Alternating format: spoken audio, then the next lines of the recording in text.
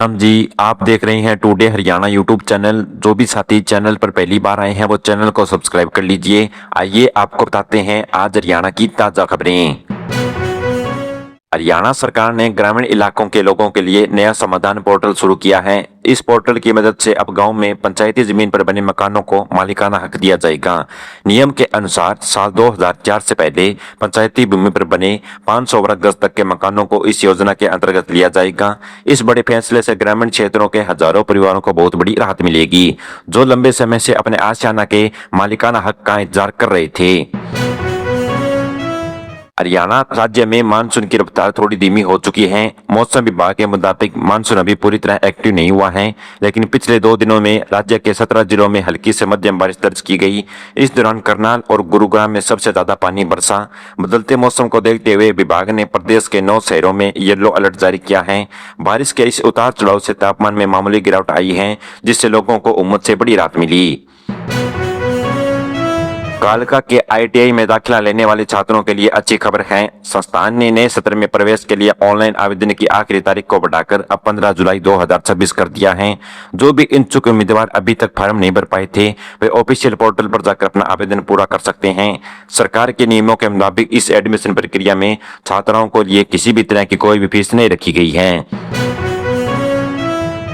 रेवाड़ी से दिल्ली जाने मार्ग पर सफर करने वाले रेल यात्रियों के लिए एक जरूरी सूचना है। रेलवे ट्रैक पर जरूरी तकनीकी काम के चलते के कारण आने वाली 12 और 13 जुलाई को इस रूट पर 8 ट्रेनें पाताली स्टेशन पर नहीं ठहरेगी।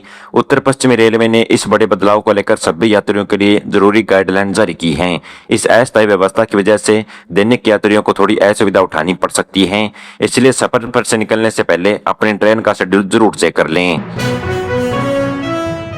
हरियाणा के सिरसा जिले के बेदपाला गांव में किसानों ने मुआवजे की मांग को लेकर एक बड़ा धरना प्रदर्शन शुरू किया। यह पूरा विवाद 220 केवी बिजली लाइन निकालने के लिए एवज में मिलने वाली रकम को लेकर है। जब पुलिस प्रशासन की टीम प्रदर्शनकारियों को समझाने और हटाने पहुंची तो किसानों ने गुस्से में आकर हाई वोल्टेज की बिजली टावर पर चढ़ गए। किसानों का कहना है कि बिजली निगम उन्हें कलेक्टरेट पर भुगतान कर रहा है, जबकि वे बाजार भाव से मुआवजा चाहते हैं। गुरुग्राम के सेक्टर 42 में सरकारी जमीन पर चल रहे अवैध व्यवसायिक गतिविधियों के खिलाफ प्रशासन सख्त हो चुका है। इस कीमती भूमि पर बिना अनुमति के कई दुकानें और व्यापारिक काम किए जा रहे थे। मामले की गंभीरता को देखते हुए जेडीएम के अधिकारियों ने एचयूसी विभाग से जमीन की मौजूदा स्थिति की रिपोर्ट मांगी। कागजी कार्रवाई पूरी होते ही पूरे इलाके में अतिक्रमणों को हटाने के लिए प्रशासन का पीला पंजा यानी बुलडोजर कभी भी गरज सकता है। हरियाणा में आगजनी की घटनाओं पर काबू पाने के लिए अग्निशमन विभाग को जल्द ही 26 नए मान दिए जाएंगे। सरकार के इस कदम से राज्य की आपातकालीन सेवाएं पहले से कहीं ज्यादा मजबूत और सुस्ती हो जाएगी। विभाग इन नए वाहनों की खरीद पर 2 करोड़ रुपए खर्च कर रहा है। अधिकारियों के मुताबिक यह सभी गाड़ियां आने वाले 2 महीनों के भीतर राज्य के अलग अलग जिलों में जरूरत के हिसाब से तैनात कर दी जाएगी। हरियाणा शिक्षा विभाग ने नियमों की अनदेखी करने वाले 1160 निजी स्कूलों के खिलाफ एक बड़ी कार्रवाई की है। मान्यता से जुड़े जरूरी दस्तावेज पर जमा नहीं कराने और आरटीआई नियमों का खुला उल्लंघन करने वाले आरोप में इन सभी स्कूलों को ब्लैकलिस्ट कर दिया गया है। सरकार ने साफ किया है कि बच्चों की पढ़ाई और नियमों के साथ खिलवाड़ करने वाले किसी भी संस्थान को बख्शा नहीं जाएगा। इस कदम से के बाद प्राइवेट स्कूल संचालकों में हड़कंप मच चुका है।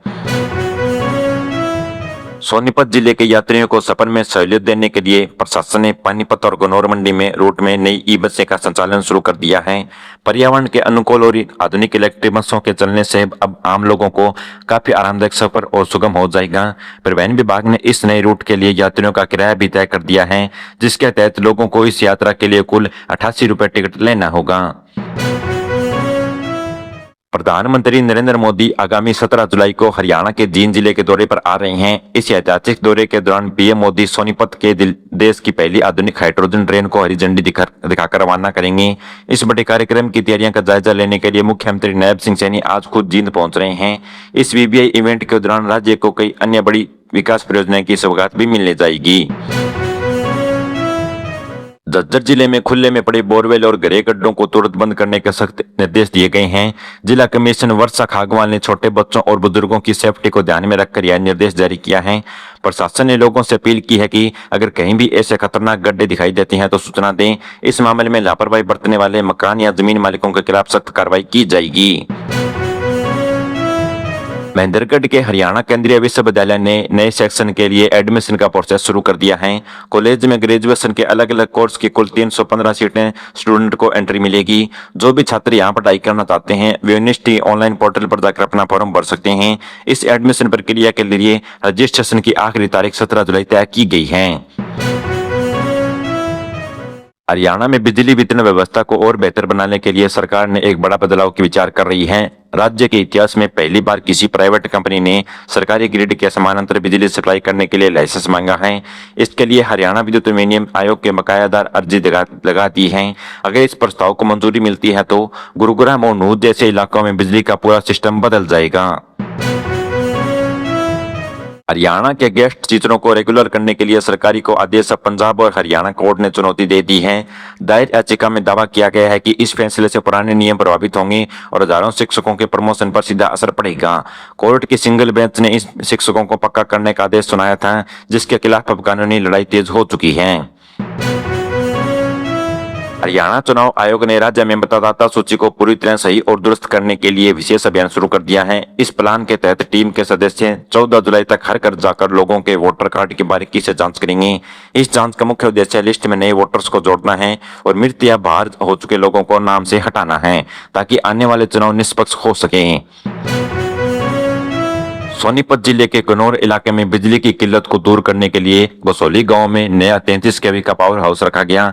इस पूरे प्रोजेक्ट को तैयार करने में करीब 4.5 करोड़ रुपए की लागत आई, जिसका उद्घाटन स्थानीय विधायक ने किया है। इस नए ग्रिड के चालू होने से गसौली समेत आसपास के 11 गाँव के हजारों परिवारों को अब बिना किसी कट से के बेहतर और भरपूर बिजली मिलेगी।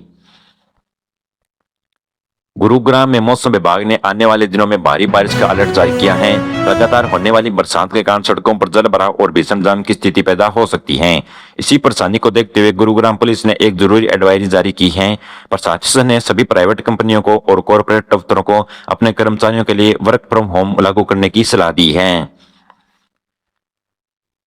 हरियाणा के सरकारी और प्राइवेट स्कूल में पढ़ने वाले छात्राओं के लिए डाक विभाग ने एक अनोखा अभियान चलाया है। 6 से 18 जुलाई तक चलने वाले इस प्रोग्राम के तहत मात्र 200 रुपए जमा करके बच्चों को फिलहाटाली अकाउंट खोले जाएंगे। इस खाते के जरिए स्टूडेंट को नई और दुर्भाग्य डाक टिकट आसानी से मिल सकेंगे। साथ ही इस योजना से जुड़ने बच्चे वाले होनहार बच्चों को 6000 रुपए की स्कॉलरशिप जीतने का भी मौका दिया जाएगा।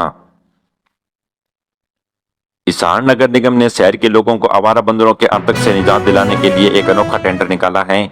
इस योजना के तहत बंदरों को पकड़ने के लिए विशेष मंकी मैन रखे जाएंगे, जिसके लिए एक बंदर को पकड़ने के लिए 600 रुपए का भुगतान किया जाएगा। इस काम के लिए आगामी 15 जुलाई को टेंडर खोला जाएगा। शहर से सुरक्षित पकड़े गए इन बंदरों को बाद में अरावली के घने जंगलों में छोड़ दिया जाएगा। फरीदाबाद और उसके आसपास के ग्रामीण इलाकों में मानसून की पहली जोरदार बारिश दर्ज की गई। इस झमाझम बरसात के बाद क्षेत्र के किसानों के चेहरे पूरी तरह खिल उठे। कृषि विशेषज्ञों के मुताबिक मौसम में आए इस बड़े बदलाव और पानी की इंचा उपलब्धता को अब खेतों में धान की रुपाई पर काम तेजी से शुरू हो चुका है। साथ ही खरीफ की अन्य फसलों की बुआई भी यहाँ पर शुरू हो चुकी है। मेरे द्वारा बताई गई खबरें आपको कैसी लगी कमेंट बॉक्स में जरूर बताइएगा। चैनल को सब्सक्राइब कर लीजिए। धन्यवाद।